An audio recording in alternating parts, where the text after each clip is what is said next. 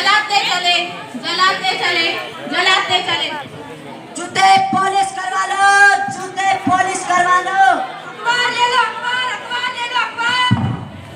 Rewari railway station का सबसे प्रसिद्ध जूते पॉलिश करने वाला। आज की ताजा खबर, आज की ताजा खबर। चाहे से भी चमकते हुए जूते पॉलिश करवा लो।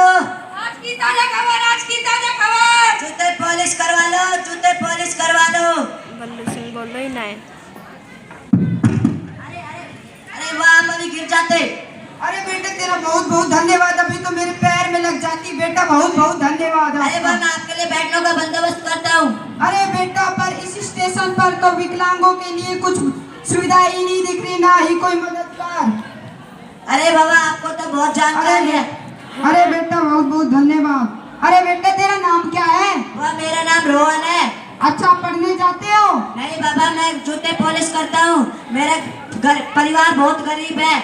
मेरे माता पिता मेरी बहन को पढ़ा पाए, लेकिन मुझे नहीं पढ़ा पाए। अरे बेटा पढ़ने की कोई उम्र नहीं होती, और तो और आरटीआई के तहत सबको पढ़ने का समान अधिकार है। और तो और धारा 134 के तहत अगर तुम उसमें पास हो जाते हो तो तुम्हें स्कूलों में, बड़े स्कूलों में और प्राइवेट स्कूलों में फ्री में एडमिशन मिल सकता है। और तो सरकारी स्कूलों में तो फ्री में एडमिशन मिलता है। इसलिए तुम आज ही घर जाकर अपना एडमिशन पक्का करवा लेना। हाँ बा, मैं आज ही जाकर अपने पापा के साथ एडमिशन करवाता हूँ। वैसे बेटे तुम्हारी उम्र बहुत कम लग रही है, बताओ कितने साल के हो? हाँ बा, मेरी उम्र सिर्फ 12 वर्ष है। अरे बेटा 14 साल के कम उम्र वाले बच्चों से अगर कोई कार्य करवाता है तो ये कानूनी अपराध है। और तुमसे कोई नौकरी चाकरी करवाता है तो उसे 1 साल की सजा और 20,000 रुपए का जुर्माना भी पड़ सकता है।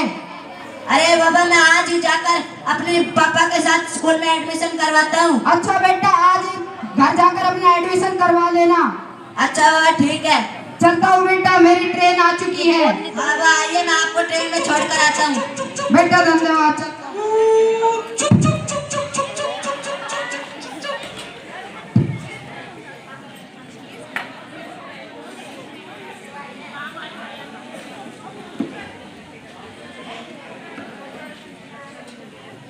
अरे मम्मी, हाँ बोलो बेटा, क्या हुआ? आज मुझे सरकारी स्कूल में एडमिशन मिल गया। अरे वाह, कितनी खुशी की बात है।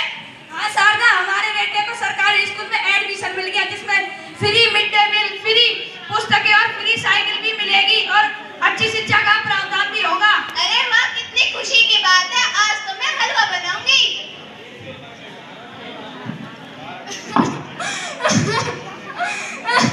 अरे राधा बेटा, क्यों रो रही है? क्या हो गया बेटा तेरे को?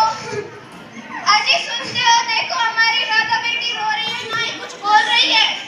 अरे दीदी, आप रो क्यों रहे हो? बताओ तो दीदी, क्या हुआ? बेटा घबरा मत, ये ले पानी पी। पापा, मेरे ऑफिस में ना मेरे बॉस मुझे बहुत तंग करते हैं और मुझे गंदे गाने सुनाते हैं और मुझे अश्लील तस्वीरें दिखाकर बहुत परेशान करते हैं। मैं उनसे बहुत तंग हूँ। अरे दीदी, आपको पता नहीं कि शारीरिक शोषण अधिनियम 2013 के तहत यदि कोई आदमी या लड़का किसी भी लड़की को छेड़ता है, परेशान करता है, तो उसे 2 साल की सजा और 5,000 रुपए तक का भी जुर्माना देना पड़ता है। आप आज ही जाकर पुलिस स्टेशन में FIR दर्ज करवाइए। चलो बेटा, हम पुलिस स्टेशन चलते हैं और तुम्हारे बॉस के ऊपर कड़ी से कड़ी सजा का प्रावधान करवाते हैं। चलो। नमस्ते दरोगा साहब। नमस्ते, बताइए आपकी क्या समस्या है? दरोगा साहब, ये मेरी बेटी है, इसका बॉस इसको बहुत परेशान करता है। पता बेटी, पता? बेटा घबराओ मत, आराम से बैठो, आराम से बताओ बेटा। दरोगा साहब, ऑफिस में ना मेरे बॉस मुझे बहुत तंग करते हैं, मुझे गंदे गाने सुनाते हैं और अश्लील तस्वीरें दिखाकर मुझे बहुत परेशान करते हैं। पापा, आज से मैं ऑफिस नहीं जाऊंगी। मैं कोई काम वाम। आपका नाम बेटा? मेरा नाम राधा है। आपका ऑफिस का नाम? ऑफिस रेवाड़ी में। लो यहाँ पर साइन कर दो। चलो बेटा, चलो। घबराइए मत, चलो तुम्हारे ऑफिस चलते हैं और तुम्हारे बॉस को गिरफ्तार करके उन्हें कड़ी से कड़ी सजा देते हैं। चलिए दरोगा साहब।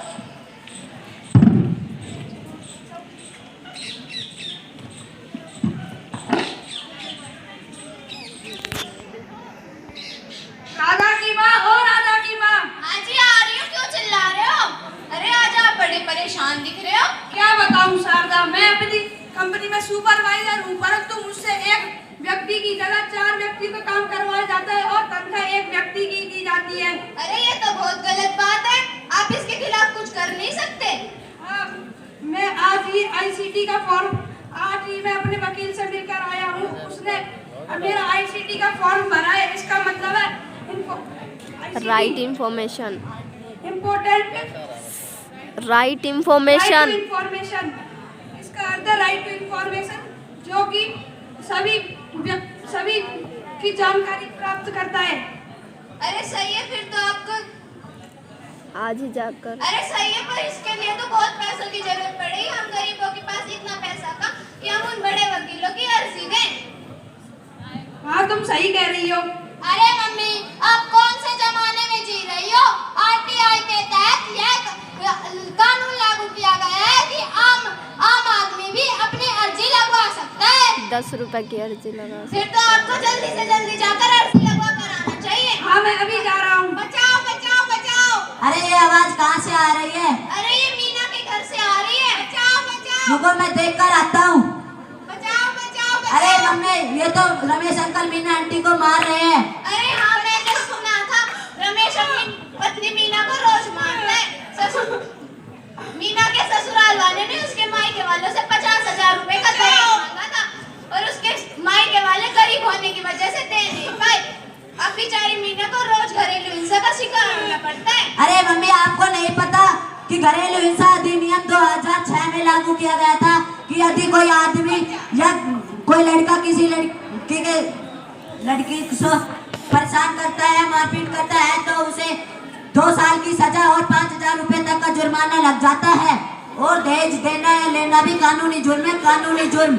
इसमें 6 महीने की सजा और 5,000 रुपए तक का जुर्माना लग जाता है। अरे आपने देखा हमारा बेटा कितना समझदार हो गया है। हाँ सारला, तुम बिल्कुल ठीक कह रही हो, हमारा बेटा बहुत होशियार हो गया है। वैसे बेटा, आपको इसके बारे में पता कैसे चला? अरे मम्मी, हमारे स्कूल में लीगल लिटरेसी क्लब से लीगल लिटरेसी डिपार्टमेंट वाले आते हैं जो हमें समय समय पर जानकारियाँ देते हैं। अच्छी बात है बेटा। रुको, मैं अभी पुलिस अंकल को बुला कर लाता हूँ। कैसी पत्नी है, ना तो बच्चों को संभालती है, अगर मारो तो कानून की धमकी देती है।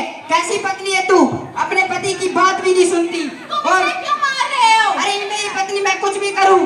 मुझसे जबान लड़ाते हो तो जेल में रहोगे। आप कौन होते हो बीच में बोलने वाले? तुम इसे क्यों मार रहे हो? अरे मेरी पत्नी है। मुझसे जबान लड़ाते हो? मुझे मेरे पति के खिलाफ रिपोर्ट लिखवानी है। ये मुझे रोज मारते हैं, पर मेरे पास वकील के फीस भरने के लिए पैसे भी नहीं है। घबराओ मत। घरेलू हिंसा 2006 में बना था, जिसके तहत आप डीएलएस के दफ्तर में जाकर अपनी अर्जी दे सकती है। वहाँ पर फ्री में वकील मिलेंगे और ना ही कोई पैसा देना पड़ेगा, ना ही कोई फीस लगेगी। मैं भी अपने पति के खिलाफ रिपोर्ट लिखवा कर आती हूँ। चलो देखो, तुमसे ढाल मैं बनाती हूँ। 2 दिन जेल में रहेगा।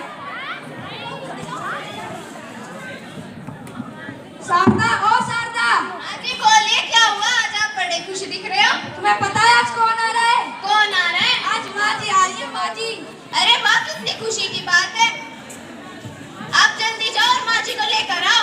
मैं अभी जा रहा हूँ रेलवे स्टेशन। माँ जी नमस्ते। नमस्ते बेटा, नमस्ते। शारदा, ओ शारदा, हाँ बोलिए। माँ जी आ गई। माँ जी नमस्ते। नमस्ते बहू, जीती रहो, दूध बोलो, फूल तो खाओ। दूध बच्चों, नहाओ, बच्चों, फिर तो माँ जी आ गई। माँ जी आ गई। माँ जी आ गई। भाई नमस्ते। नमस्ते बेटा, नमस्ते। अरे बेटा, आज जन्माष्टमी का दिन था, सोचा बच्चों से मिलकर आ जाती हूँ। आपने ये तो बहुत अच्छा किया। हाँ भाऊ, चल माँ जी, आज मंदिर चलते हैं। अरे बेटा, तुम ये क्या कह रहे हो? मुझे कुछ समझ में नहीं आ रहा। हम अनुसूचित जाति वालों लोग को कौन मंदिर में घुसने देगा, और हम अनुसूचित जाति वालों के लिए नामुमकिन है ये सब। अरे माँ जी, आप कौन से जमाने में जी रहे हो?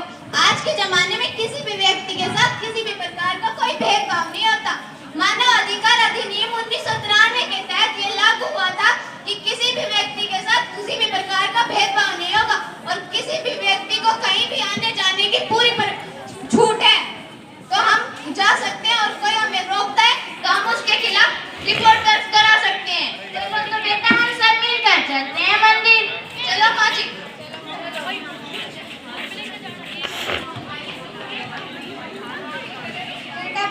के नाम पर दे दो बेटा, तो भगवान के नाम पर दे दो, 2 दिन से कुछ भी नहीं खाया है। अरे कमला, ये कमला रो क्यों रही है कमला तू? तेरी इसी हालत कैसे कर दी कमला? माँ जी आप ही नहीं जानते हो? हाँ भाऊ, ये मेरी बचपन की सहेली, हम साथ स्कूल जाते थे, साथ खेलते, साथ खाते थे। क्यों कमला, कुछ याद आया? हाँ। वैसे माँ जी इनकी ऐसी दशा कैसे हो गई? हाँ कमला, क्या हुआ बता तो दे मुझे। मेरे बेटे और मेरे बहू ने मुझे धक्के मार से घर से निकाल दिया है। अब मेरे पास कोई सहारा नहीं है। और यस। मेरा घर भी छीन लिया। यस। इसलिए मुझे भीख मांगनी पड़ रही है। अरे दादी, मैंने अपने ऑफिस में सुना था कि 2